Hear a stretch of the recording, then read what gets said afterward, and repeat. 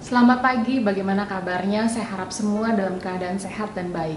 Kita baru saja merayakan hari Paskah, yaitu hari kebangkitan Tuhan Yesus. Kami mendoakan supaya saudara juga mempunyai harapan baru, semangat baru, dan hidup yang baru. Saudara bisa bangkit dari segala hal yang kelihatannya mati, apakah di usahamu, pekerjaanmu, pernikahanmu, dan masa depanmu. Jangan takut, sebab Tuhan yang memelihara hidupmu. Sudah siapkah saudara untuk menerima firman Tuhan? Mari kita satu hati dalam doa. Terima kasih Tuhan untuk kesempatan hari ini kami masih bisa berkumpul secara online. Bukakan mata hati pikiran kami supaya kami bisa mengerti apa yang Tuhan mau bagikan. Biar firman bertumbuh Tuhan menjadi buah yang manis dalam kehidupan mereka Tuhan. Di dalam nama Yesus Tuhan. Amin. Pada waktu menjelang Paskah, Yesus dan murid-muridnya melakukan begitu banyak pelayanan dan mukjizat untuk menyembuhkan orang sakit dan mengusir roh jahat. Karenanya banyak sekali orang yang mau mengikuti Yesus dan murid-muridnya. Ada mukjizat yang pasti kita tahu dari sekolah minggu, yaitu pada waktu Yesus memberi makan 5.000 orang. Mukjizat ini terjadi 2 kali loh. Yang kedua itu 4.000 orang. Tapi hari ini kita akan bahas yang 5.000 orang. Apa yang bisa kita pelajari melalui mukjizat 5 roti 2 ikan adalah yang pertama, lapar dan haus akan kebenaran.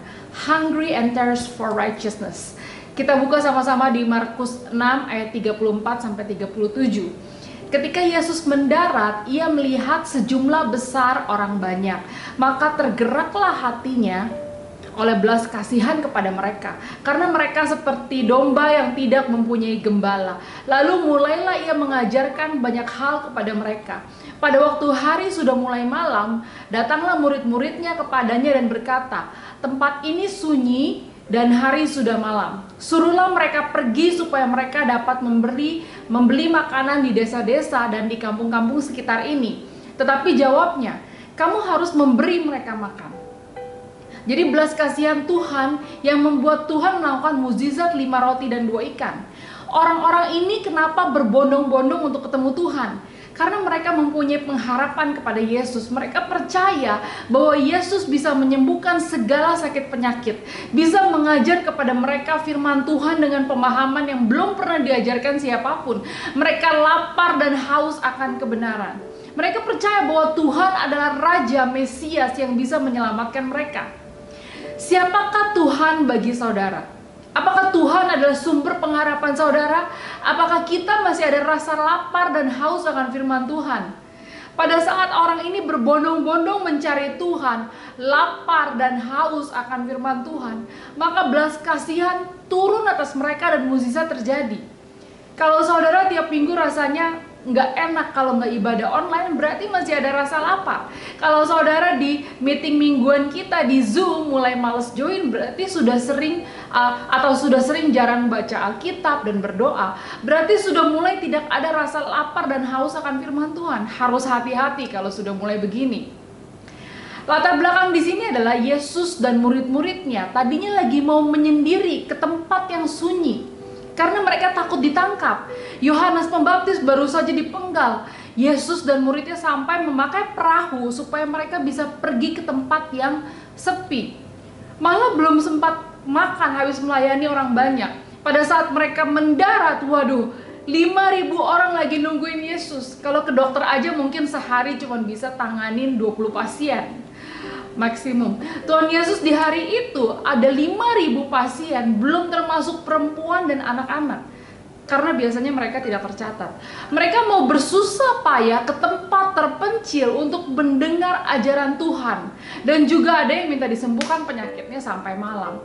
Di tempat yang gak ada minimarket atau tempat makan, gak ada wifi, gak ada GoFood, mereka juga mau demi ketemu Yesus. Mereka lapar dan haus akan firman Tuhan.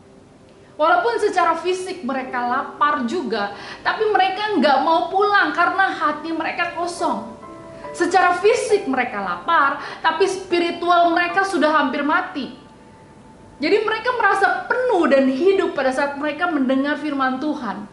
Tuhan adalah sumber pengharapan buat mereka. Karenanya 5.000 orang ini bisa mengalami mukjizat. Pada saat murid Tuhan meminta untuk mengusir mereka, jawab Tuhan, "Beri mereka makan." Pada saat saudara haus untuk mencari makanan rohani seperti 5.000 orang ini, maka Tuhan juga akan tergerak untuk menyediakan makanan jasmani bagi kita. Tuhan Yesus katakan bahwa akulah roti hidup. Tuhan yang akan memelihara baik tubuh dan jiwa kita pada saat kita masih punya rasa lapar dan haus akan firman Tuhan. Poin yang kedua, mukjizat terjadi melalui apa yang ada padamu. Miracle happens from what's in you. Markus 6 ayat 37-38, kita baca sama-sama. Kata mereka kepadanya, jadi haruslah kami membeli roti seharga 200 dinar untuk memberi mereka makan. Tetapi ia berkata kepada mereka, berapa banyak roti yang ada padamu? Cobalah periksa. Sesudah memeriksanya, mereka berkata, 5 roti dan 2 ikan. Murid Yesus itu sama seperti kita kalau sudah mulai perhitungan. Masa sih kita harus keluarin uang setengah tahun gaji kerja keras untuk kasih makan 5.000 orang ini? Kira-kira begitu ya. Tapi Yesus jawabnya, berapa banyak roti yang ada padamu? Tuhan biasanya melakukan mukjizat melalui apa yang ada pada kita. Apakah itu 5 roti 2 ikan? Apakah itu sedikit minyak? Tuhan bisa pakai apa saja yang ada padamu yang kelihatannya biasa bisa menjadi luar biasa. Melalui satu anak kecil bisa kasih makan 5.000 orang. Saya berpikir, kok anak kecil ini mau ya kasih semuanya? Tuhan bisa pakai siapa saja.